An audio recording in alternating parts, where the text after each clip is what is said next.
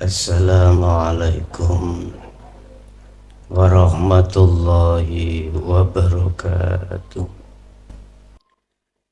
Ila hadratin Nabil Mustafa Rasulillah sallallahu alaihi wa alihi wasallam wa ala alihi wa azwajihi wa dzurriyyatihi wa qurrabatihi wa ahli baitihi wa ashabil kiram wa ila jami'il anbiya wal mursalin wal awliya wassuhada wassalihin wattabi'ina tabi'ina ila yaumiddin, khususan ila jami' arsyadatina wa masyayikhina ila muntahum, wa khususan ila jami' arwah bihadil majlis wa ghairahum. Lahumul Fatihah.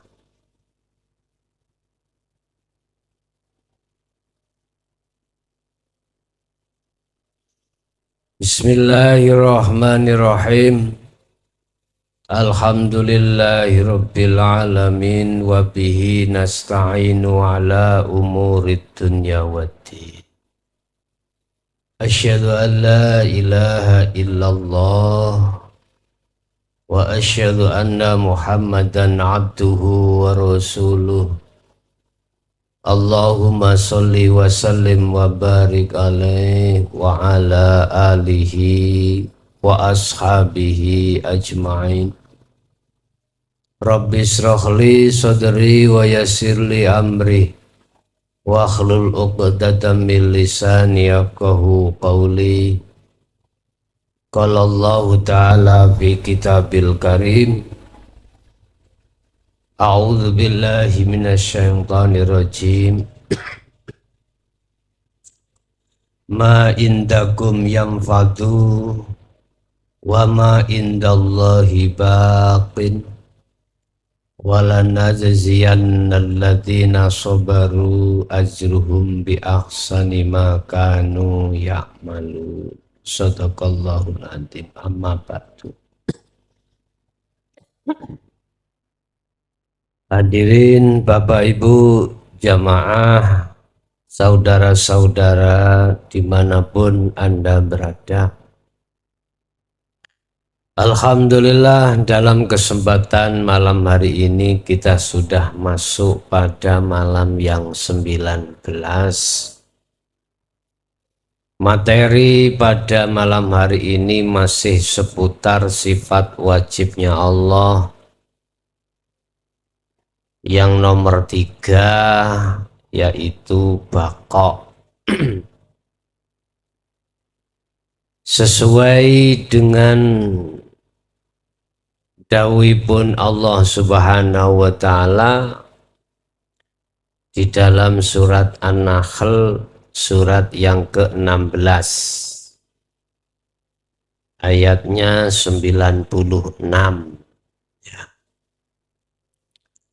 Di situ dikatakan ma indakum yanfadu. Apapun yang ada di mata makhluk itu semuanya akan lenyap, ya. Bagi ahli zuhud bisa, hatinya akan melenyapkan semua apa yang kebilang makhluk. Ma indakum yanfadu. Apapun ini tanpa kecuali, apapun yang masih kebilang makhluk itu akan lenyap.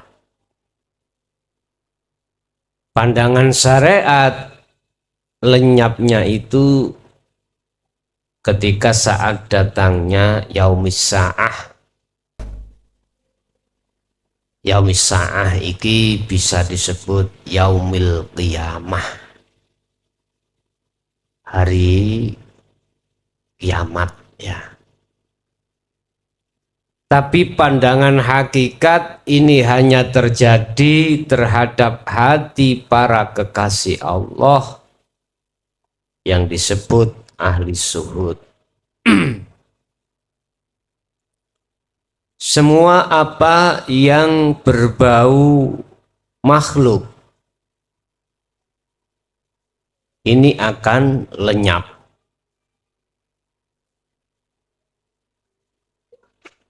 Bapak Ibu, wama indallah bakin. Sedangkan apa yang ada di Allah itu kekal. Maksudnya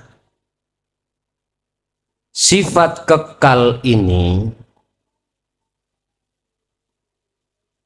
terdapat di mana? Di makhluk apa di Allah? Kalau ini saya logiskan seputar manusia, makhluk jasmaniah dohir ini akan lenyap dalam bentuk satu kematian. Lah, terus rohnya kemana? Inilah Bapak Ibu, kalau kita memandang sifat bakoknya Allah secara logis, itu terdapat diri kita sebagai manusia yang mati iku bukan ruhnya, tetapi jasadnya.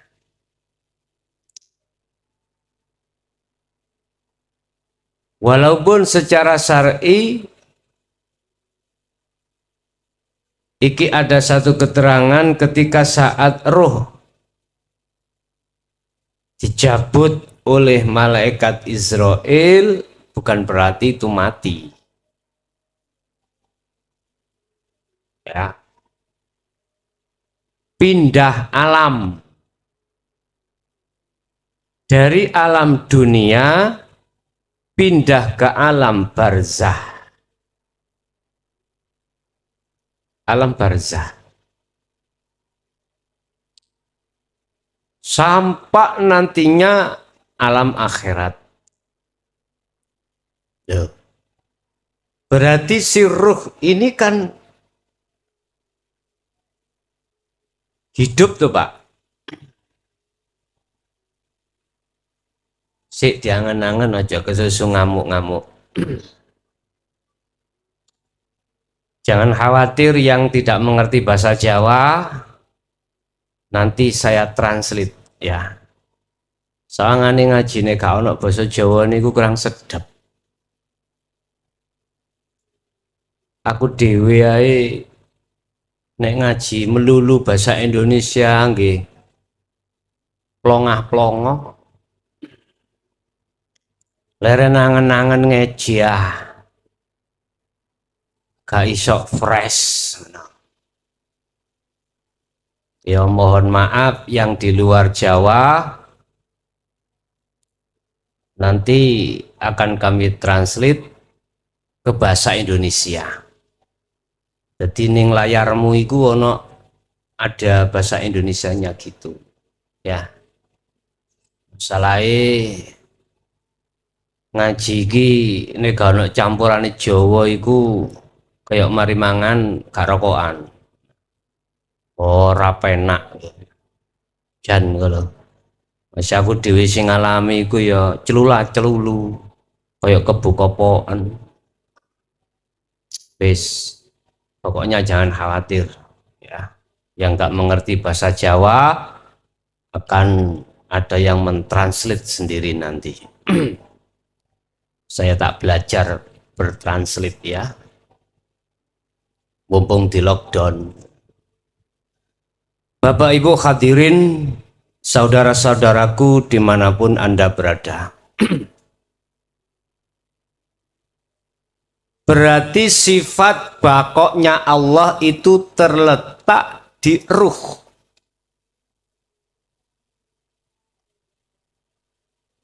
Katanya ruh kan gak mati, yang mati jasad gitu loh. Iki logis ya, dilogiskan.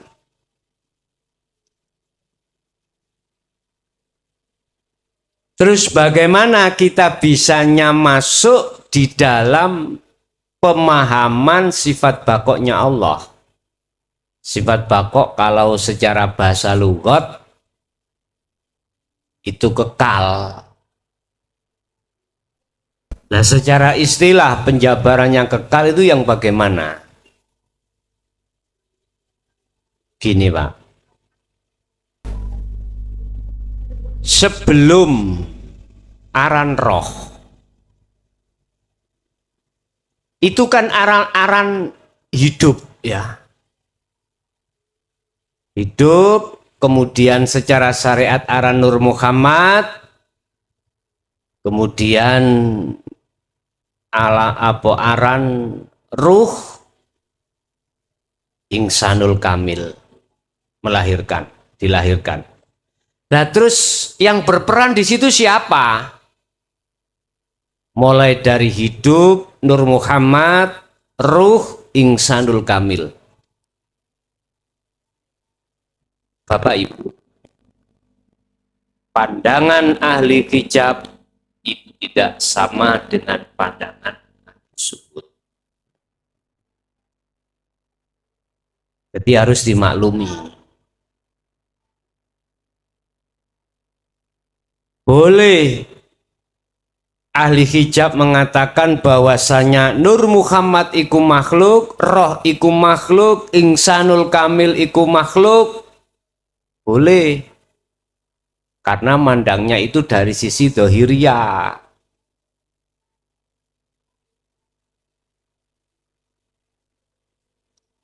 Tetapi ahli syuhud memandangnya dari sisi yang paling dalam. Di dalam hidup sesuatu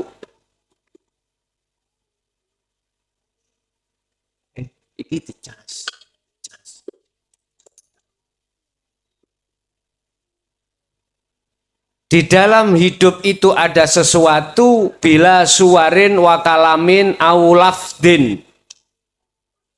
Oke, kita sebut ben gampang disebut Allah. Biar mudah disebut Allah hidup.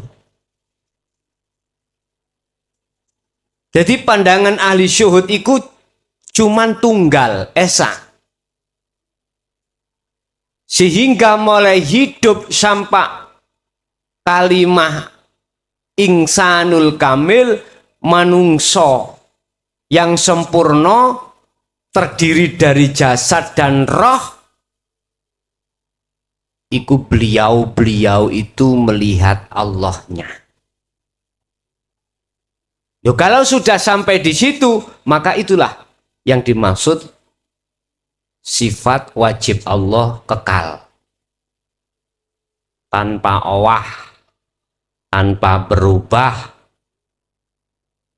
walaupun tiada yang menyembah, tetap legalitasnya itu Tuhan, legalitasnya itu Allah. Jadi Gusti Allah iku ora kesenengan nek kok sembah. Ora. Kuwi ora nyembah yo. Ora ndadekno sifat kepengeranane iku berubah, ora.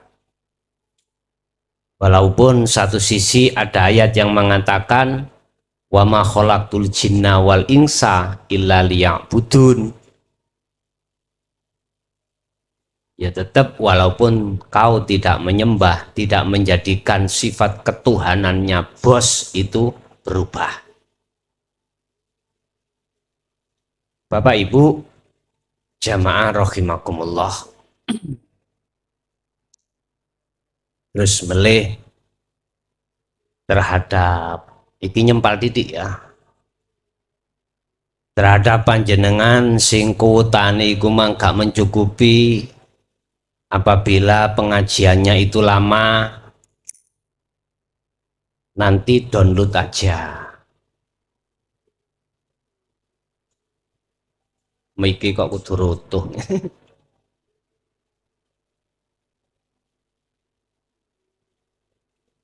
Ya.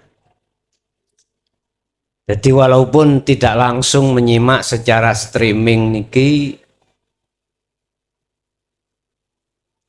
Anda download, habis saya upload, baru penak nanti. Jadi mendengarkan itu offline bukan online. Tapi ya kurang serem. Wis rapopo. Sifat bakoknya Allah terhadap diri kita itu adalah hidup. Bahasa syariat kok sebut ruh. Nempleknya, apa nempleknya itu? Nempelnya itu tidak di jasad tapi di ruh. Sehingga seluruh apa aktivitas yang kayaknya ikut jasad itu pada dasarnya adalah aktivitas ruh.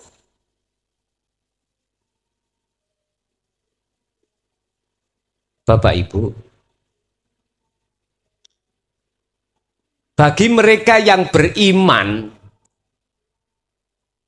dan melakukan perbuatan amalus soleh, maka akan mengerti hakikatnya sifat bako. Pasti akan mengerti. Wala najziyannal ladzina sabaru ajruhum bi ahsani ma kanu ya'malun. Bagi mereka yang bisa sampai di situ, Allah menyiapkan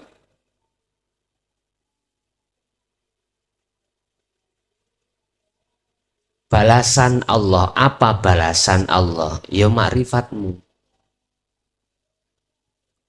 Makrifat ini bisa nek umpama aku kembangkan syafaat, pertolongan rahmat Allah terhadap dirimu. Sebab tanpa rahmat, tanpa syafaat Allah terhadap dirimu, dirimu masih jungkelo kaya apa anggene sujud, jungkelo kaya apa anggene munajat, tetap ora bisa sampai pada kebakoan Allah atau kemakrifatan Allah.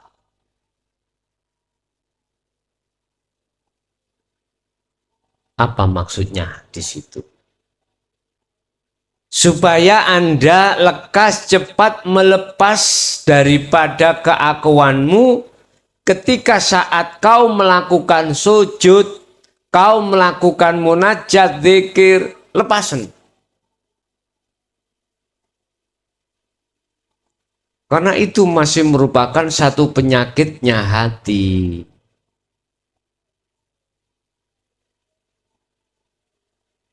Kalau memprediksi sifat bakok di kelas TK mudah mawon, mudah sekali.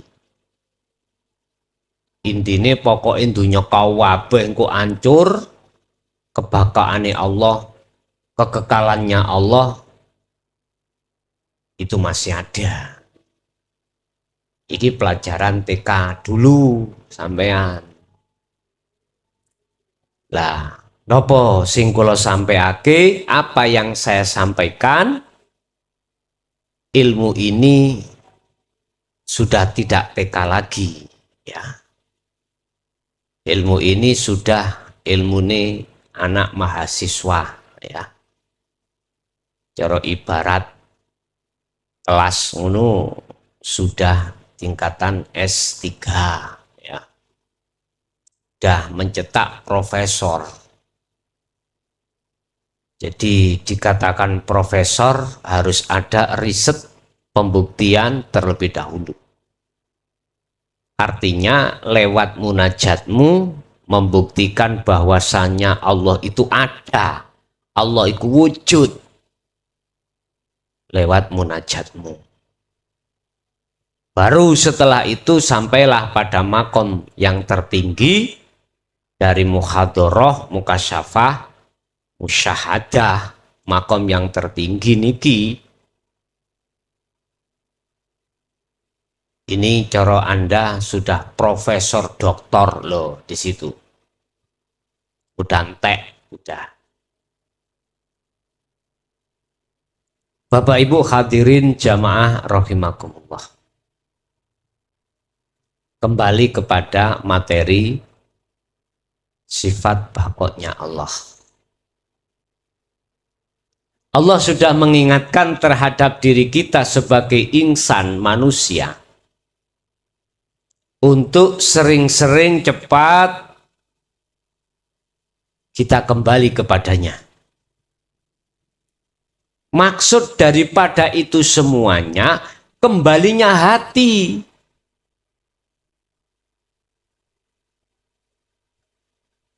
Bapak Ibu, kalau sudah bisa kembali di situ loh Pak, semua asrarul ulum yang berkenaan dengan Allahnya, ngelmu-ngelmu rahasianya Allah yang ada di situ untuk dirimu akan dibuka lebar.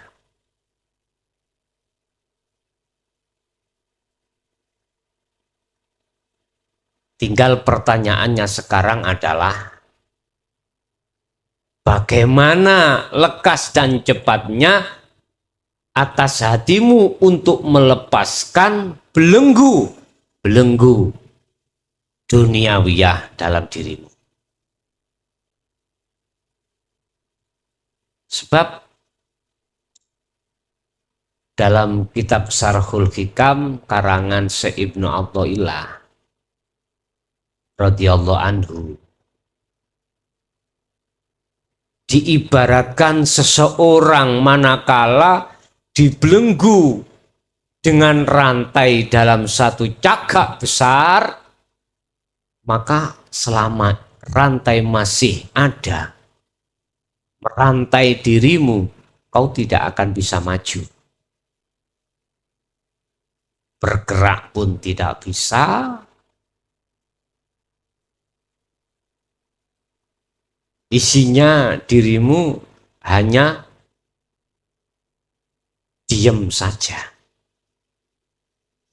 Begitu juga hati manakala kerantai oleh belenggu hawa nafsu lewat kesenangan dunia, maka justru semuanya itu akan menjadi beban hati.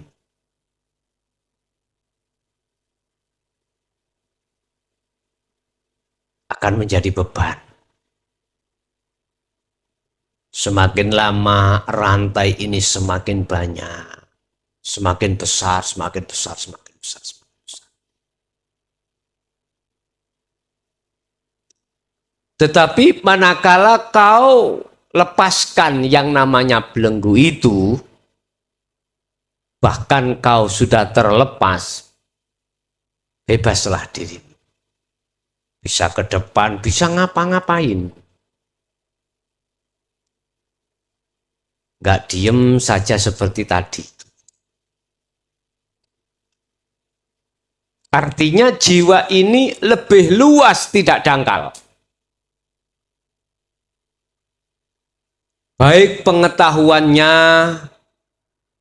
baik perilaku hatinya tambah luas. Intinya,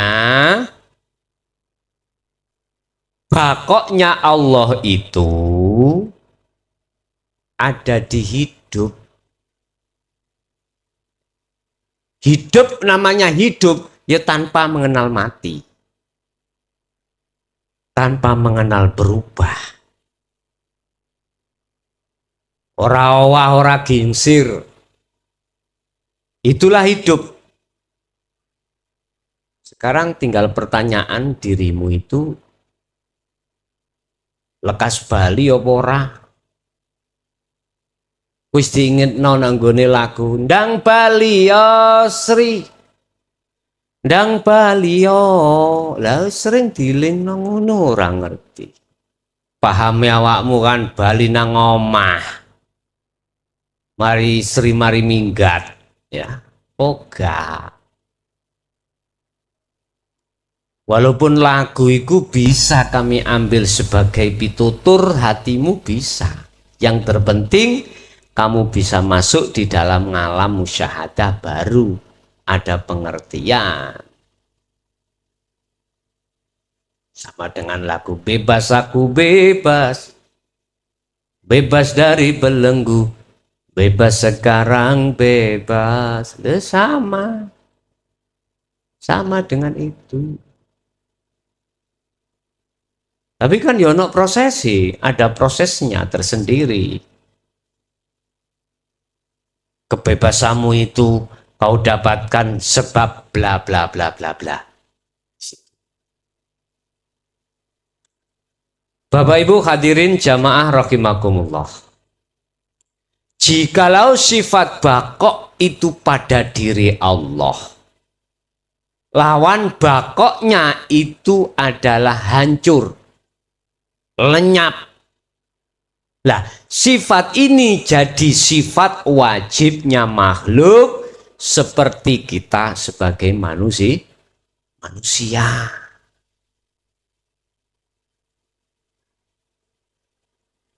Iku pengertiannya piye to rek. Sebelum hari apa yang dikatakan di dalam aturan hukum syariat yaitu kiamat, kau harus melakukan itu terlebih dahulu.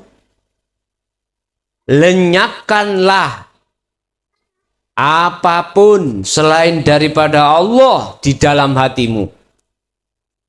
Bertindaklah dirimu untuk melakukan pelenyapan atas kemakhlukannya itu.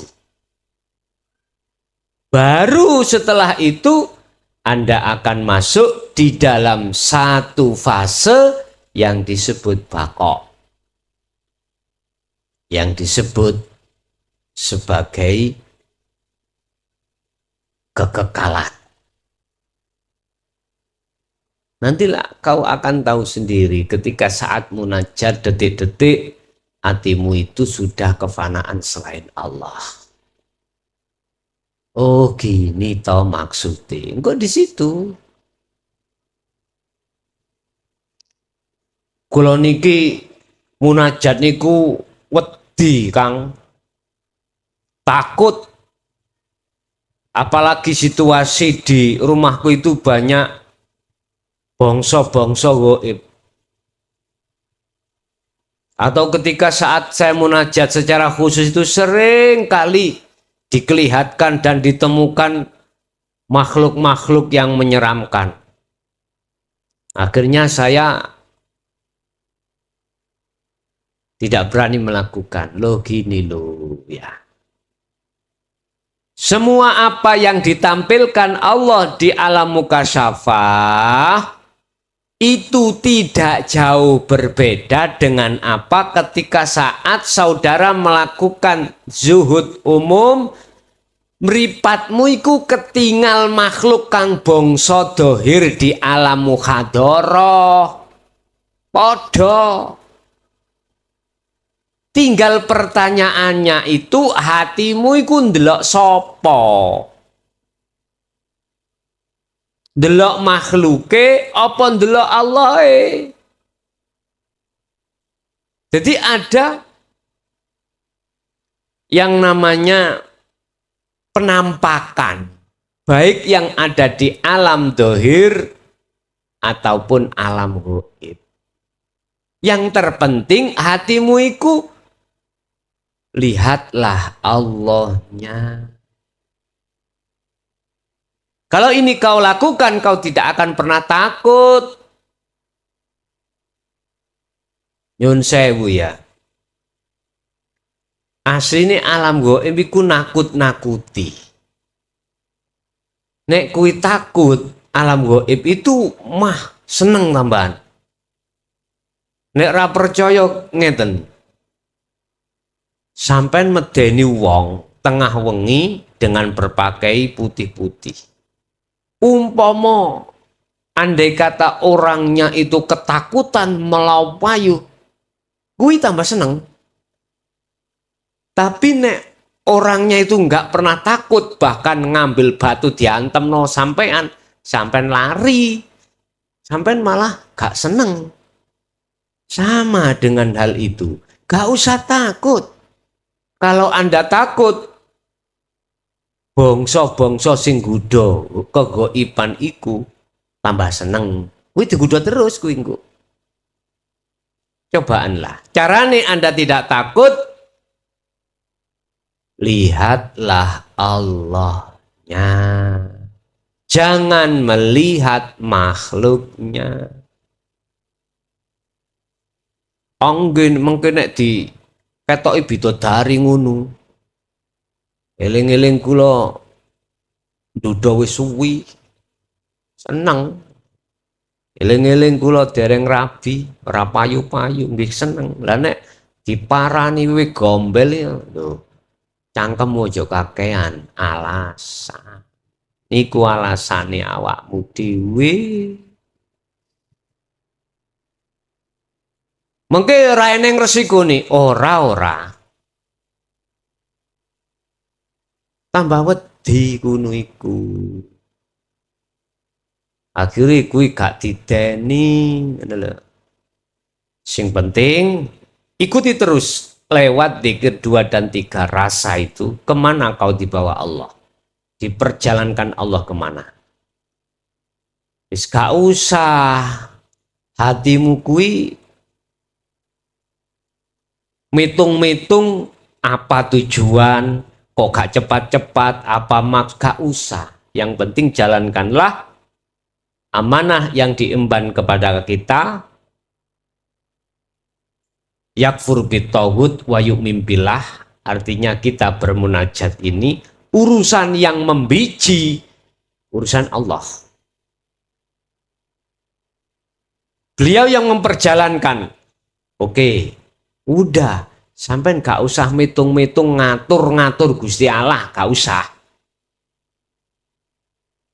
Kan ada yang bicara gini. Kalau niki wis pirang-pirang tahun munajat kok yora cepet-cepet ndang usul iku piye to Kang?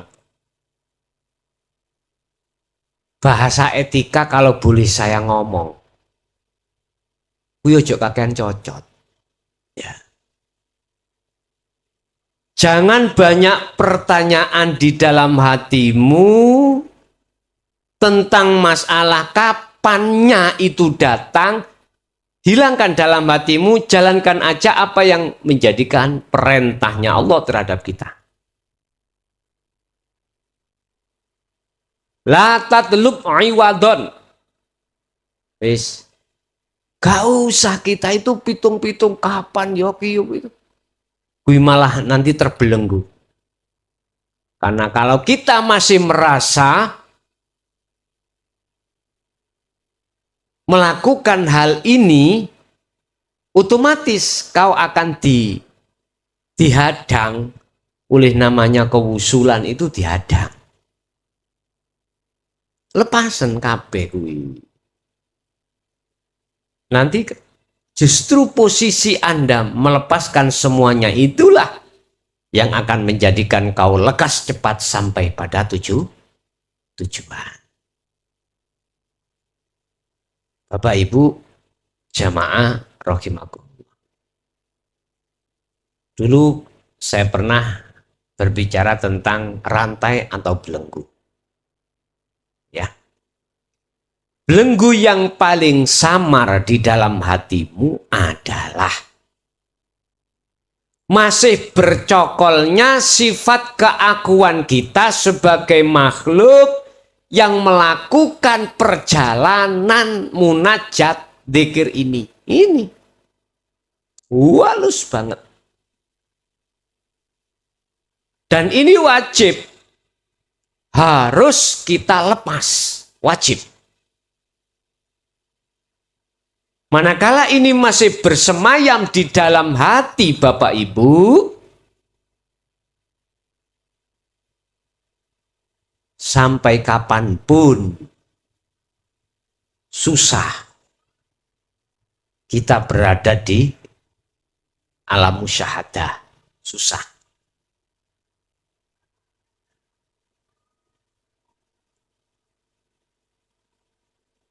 Itu ada kaitannya dengan syirik, hubungannya ada syirik jali, ada syirik khafi, lah itu. Kita kembali kepada sifat baqo, ya. Jadi sifat baqo atau kekal itu terdapat pada diri roh. Dan roh ini bukan roh makhluk sing saya maksud. Bukan ya. Dan ini hanya berlaku bagi ahli syuhud. Bahasa dohir roh, bahasa hati tanpa suara, tanpa lafaz, tanpa jeneng. Umpama tak jenengno, ya Allah iku. Lho ngoten lho.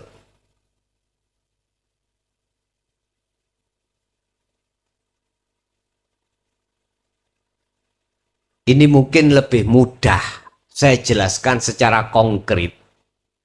Allah, ya. Terus di situ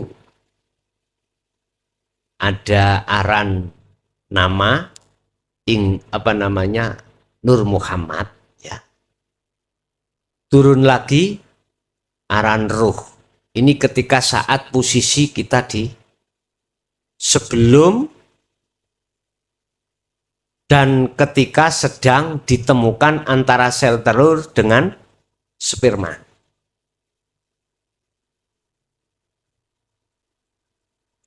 Allah, Nur Muhammad, aran roh. Ini belum lahir. Berarti ada alam kandungan. Lah, sebelum dipanggil nama roh, ini disebut satu alam namanya nukot goib, di mana alam yang sperma itu belum ketemu dengan ovum atau sel telur. Di mana ini? Ya di dalam mani itu. Terus proses demi proses, bopo sama biung, ibu sama bapak bertemu, melakukan persetubuhan. Lah, ketika proses air mani ketemu sel telur, mohon maaf, ini kan Allah sampun dawuh terhadap nanti disebut sebagai ruh niki. Alastu birabbikum. Bener tah aku pi pangeranmu? Betul enggak saya ini Tuhanmu? Siapa saya, siapa kamu? Ini pada jawab qalu bala syahidna. Nggih. Jenengan pangeran kula lan kula jenengan pangeran saya, Tuhan saya. Dan saya siap untuk membawa amanahmu, yaitu syahidna, selalu menghadap, menyembah terhadap. Oke. Barulah roh ini ditiupkan. Iki bahasa syariat. Mak jepret. Berkembang. Kullu mauludin yuladu alal fitrah. Kata Kanjeng Nabi. Setiap bayi yang lahir dilahirkan dalam keadaan fitrah. Fitrah di sini tanpa noda dan dosa, tanpa perserikatan, tanpa penyekutuan. Udah dijamin. Dia diibaratkan di kandungan sampai akil balik, diibaratkan itu di surga. Minta apa itu selalu dicukupi. Sebelum minta itu sudah disiapkan. Apa kebutuhan di dalam kandungan, selalu nutrisi lewat ibunya. Setelah lahir, sebelum lahir sudah disiapkan makanannya, nutrisi lewat kedua buah dada seorang ibu yang disebut susu. Udah disiapkan sebelum kau lahir. Makanya orang Jawa kalau mengatakan ora enek wong metu susune nek gak dhek hamil lan ngelahirno, ora enek. Arek perawan pun kaya apa ya ora metu susune. Tapi nek wis hamil baru kemeng kabeh di sini. Proses Allah menyiapkan kebutuhan jabang bayi. Bapak Ibu hadirin rahimakumullah. Ini proses innalillahi, ya. Ini proses sampai pengen tahu prosesnya sifat bakok. Loh, kalau kita melihat dari sisi syariatnya, yo bedalah Allah, Nur Muhammad, roh bedo, atau Insanul Kamil bedo. Beda. Tetapi kalau hatimu melihat keesaan Allah, di situ letaknya. Inilah yang dimaksud kebakoan Allah itu di situ. Jadi sifat bakoknya Allah di situ. Sifat bakok itu bisa kau lihat, bisa kau ketemukan, manakala hatimu iku yanfudu, tanfudu. Artinya hatimu bisa melenyapkan perkara-perkara kang sakliyane Gusti Allah. Dalam bahasa Indonesia, hatimu akan sampai paham dan mengerti tentang sifat bakok manakala hatimu sudah melakukan tindakan pemfanaan, pelenyapan perkara-perkara selain daripada Allah, yaitu makhluk. Jadi aran Nur Muhammad, aran Ruh, Insanul Kamil sudah tidak ada. Nah ini proses wa inna ilaihi raji'un. Bali Sri akhirnya. Srinya sudah bali. Apa kok Sri ku wis yo bali? Sebab Sri ku roh dalane bali. Mengapa Sri bisa kembali terhadap rumahnya? Karena si Sri itu tahu jalannya bali. Mengapa dia tahu? Karena dia tidak buta. Srinya sudah tidak buta, nggak ada beban dalam hatimu. Orang yang susah meninggal waktu nazak itu sebab ono gandolane kok. Sebab banyak beban. Jadi mak kejut ngene tok wae. Kadang kejut-kejut itu sampai pitung dino. Ada beban di situ. Sama. Munajatmu akan lama untuk tidak sampai pada Allahnya karena banyak beban. Ada yang bertanya gini, piye to Gus? Kula niki munajat iki akal melok terus perkara njaba mlebu kabeh. Masuk semuanya. Sering saya jawab, lepasen akalmu, pedoten gulumu. Artinya, pakailah hanya dengan hati. Sehingga mengapa dzikir sirul asra itu di dalam hati.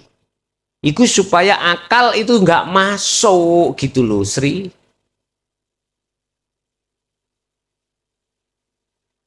Bapak Ibu,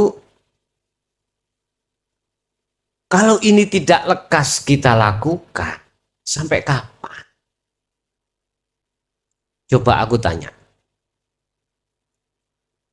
Upama kita selalu ngejar-ngejar hati lu maksudku, bukan jasad. Hati terus menerus ngejar-ngejar perkara selain Allah, kapan selesainya? Aku tanya. Ingat, nafsu itu selalu memprogandakan sesuatu di dalam hatimu sehingga hatimu menerka perkara yang baik jadi jelek, yang jelek jadi baik. Itu nafsu. Nanti ada waktu momen saya jelaskan tentang 4 golongan orang. Bagus tapi jelek, jelek tapi bagus, jelek ya jelek, bagus ya bagus. Ada beberapa tahapan golongan manusia. Di sawang-sawang ketok kok yo bagus ya wong kae. Kelakuan dohiri. Tapi nggak taunya hatinya gue berditeten. Apa berditeten itu? Rusak. Saya lihat dia selalu menjadi imam, menjadi khotib, selalu kesana kesini ceramah, bajunya bio gonta ganti. Ya Kang, ini ora tahu tuku, setiai gonta ganti. Kopiai, serbane, sarunge, nek gak BHS gak gelem, selalu BHS. Tak kandani ya raimu, gak melok tuku nih. Coba kok tuku, eman, lo iya tenan. Sebab dikei kuwi. Tampilane be fasih. Tapi ada golongan manusia iku atine bedideten. Perkara gak dipuja waktu mau manggung ngaji ngene wis ngamuk.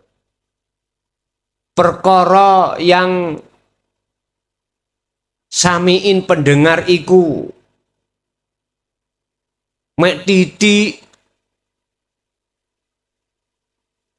ngono ya wis siji. Mendahno dikongkon ngaji kamar dhewe.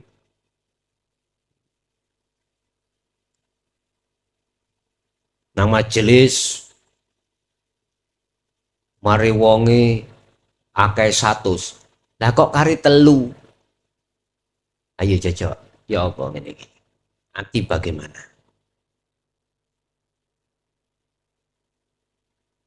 Lagi ngono MC-ne nyeluke ya gak pantes. Namanya umpama Kiai Haji Sukron Baidillah. MC ini ngomong, Bapak Ibu, saudara-saudara, acara yang kita tunggu-tunggu telah datang.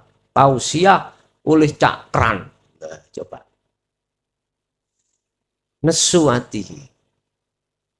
Subhanallah. Iku tondo yen ati awak dewe iku sik beditet. Is, imang kok Melayu tutuk kunyang ini kena dicampur Jawa iku mbelawakrak. Bapak Ibu hadirin rahimakumullah, iya ngono mike iki coplok maneh. Kesimpulan daripada sifat baqo secara istilah adalah itu menjadi sifat wajibnya Allah tanpa bisa diganggu gugat. Artinya kekekalan pada diri Allah itu wajib hukumnya. Anda ingin tahu kekekalan maksud daripada sifat wajib Allah, Anda harus ada peleburan, pelenyapan di dalam hatimu terkait aran-aran makhluk mau ya. Mulai Nur Muhammad, aran roh, aran Insanul Kamil.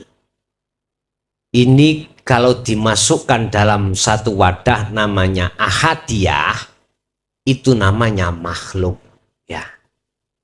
Ini harus kita lenyapkan.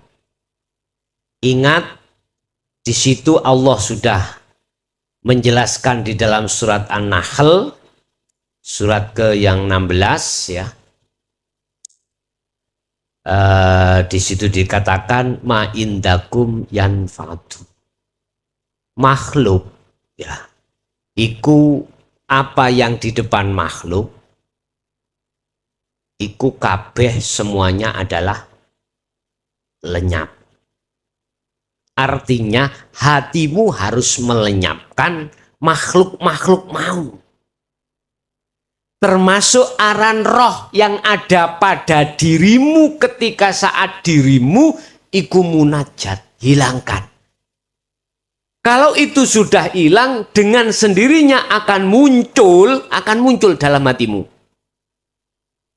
Yang berperan semuanya adalah ingsun hidup Allah Subhanahu wa Ta'ala. Cepet toh, cepet. Urusan masalah gong lewang lewung akalmu wis gak usah dipitung. Urusan ini nanti mengalami satu kemajedupan, kejadapan, ora usah dipitung, ora usah wedi. Sebab kula niki terinspirasi dengan bahasa di luar, wong jadab iku koyok ngoten gandeng ya napa niki. Saya katakan sekali lagi, ojo kakean. Cocok ya. Lakukan aja, urusan ini urusan Allah. Jangan banyak bicara, udah lakukan apa yang menjadi tugas dan amanah yang diembankan kepada kita oleh Allah Subhanahu wa Ta'ala.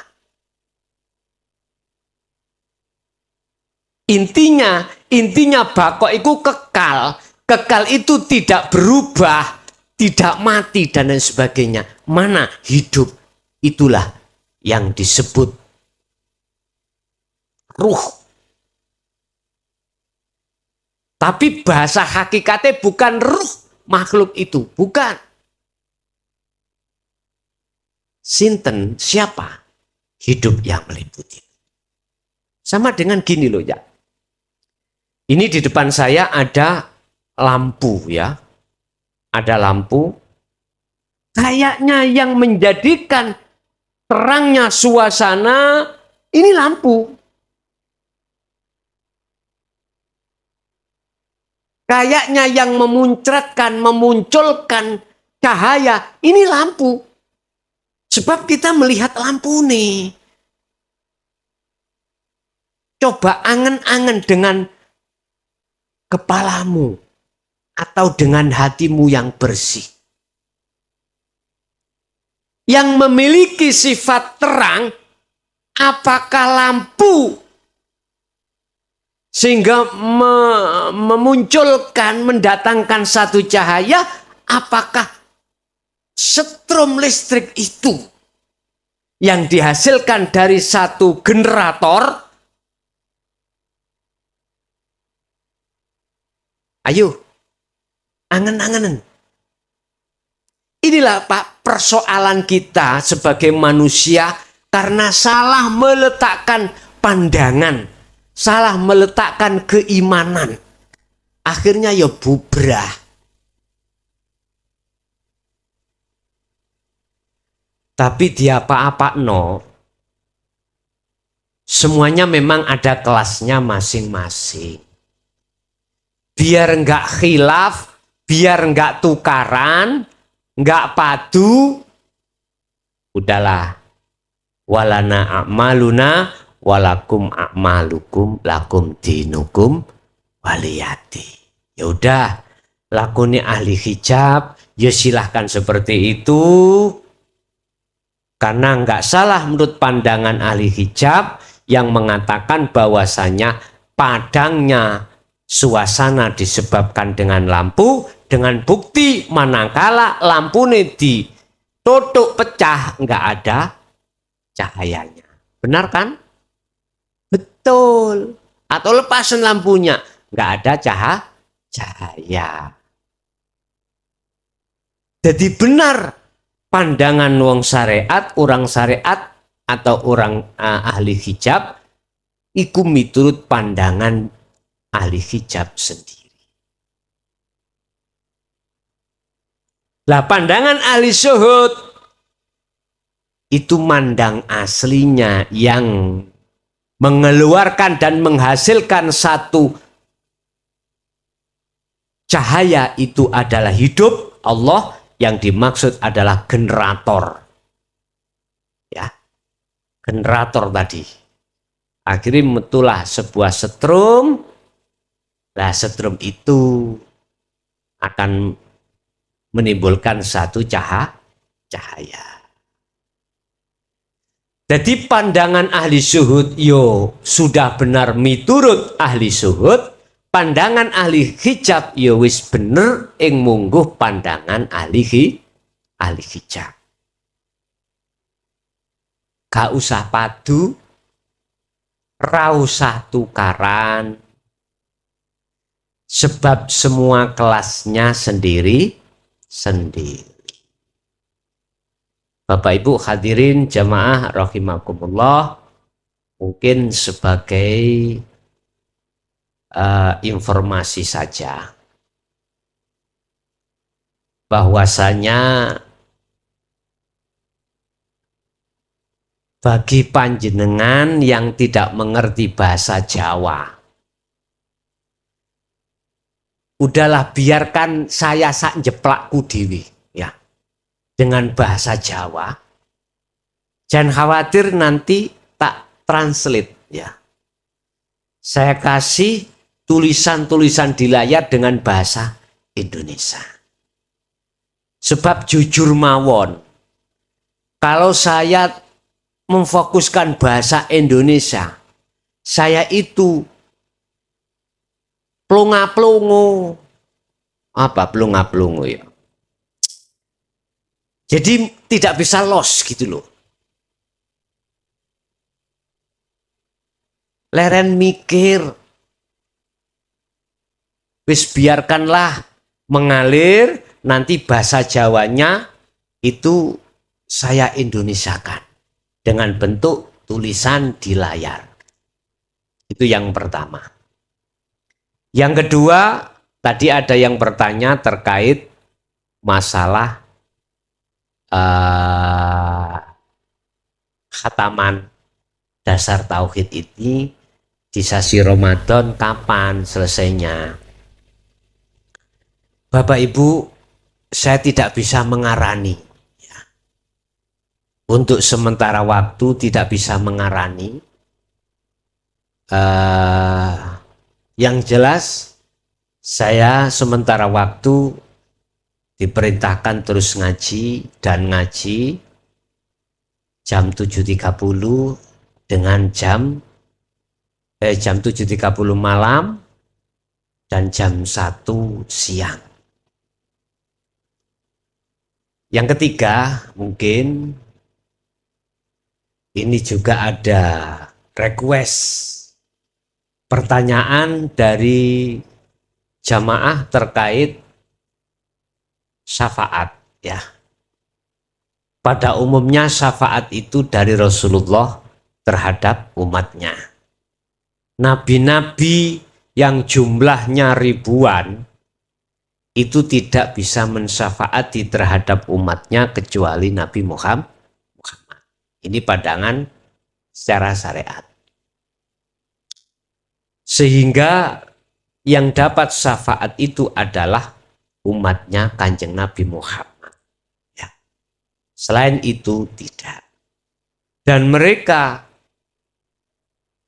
yang mendapatkan, ada yang berpendapat bahwasanya mereka yang sering mengucapkan sholawat biar dapat syafaat. Gini Pak, syafaat pada hakikatnya itu adalah milik Allah.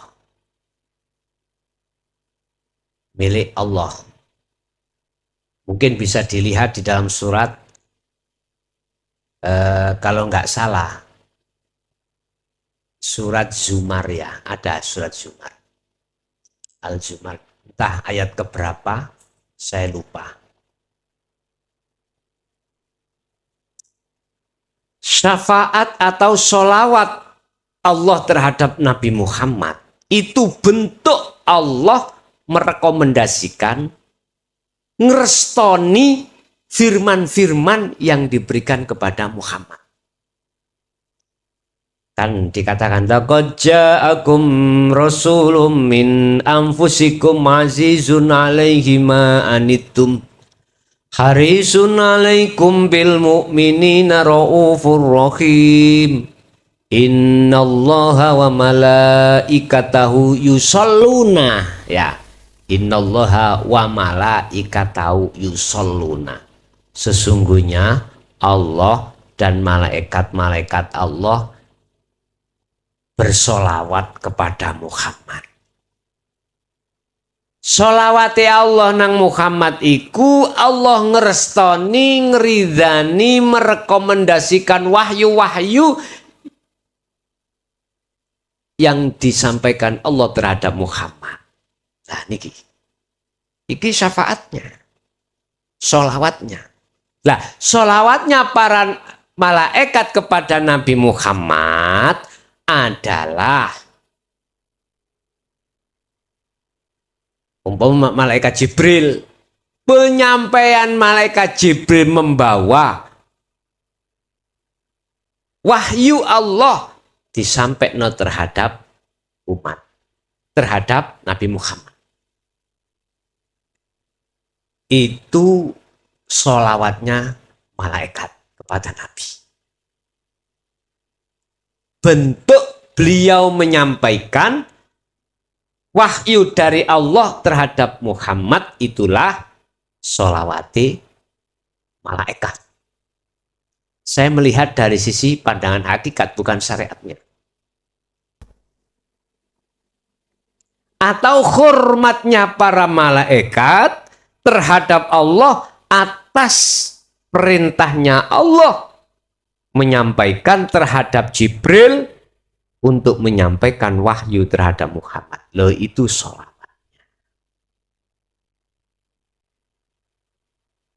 Lah sholawatnya umat terhadap Muhammad itu untuk dirimu sendiri. Kalau kok bingung toh, ngeten lho Cak. Memang cara syariat kau mengucapkan Allahumma sholli ala sayyidina Muhammad. Balikin nang Nabi Muhammad lang toh. Balikin nang Nabi Muhammad. Iku hakikatim balikin nang awakmu. Makhluk pada dirimu.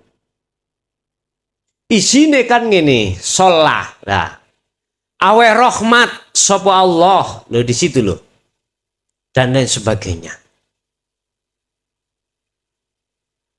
Saya berbicara atas dasar sudut pandang hakikat bukan syariat. Wis, ini titipan request salah satu jamaah terkait sholawat yang intinya pertolongan. Wis, intinya pertolongan. Apakah ada kaitannya dengan dirimu sendiri ataukah dengan yang lain? Bapak Ibu hadirin jamaah rahimakumullah, Sebagai kesimpulan pengajian pada malam hari ini terkait sifat wajibnya Allah yang ketiga, yaitu baqa, adalah kekekalan itu bisa Anda ketemukan manakala dirimu sudah melepaskan, melenyapkan atas kemakhlukan seluruhnya. Akhirul kalam, adanallah wa iyyakum wal afa minkum. Wassalamualaikum warahmatullahi wabarakatuh.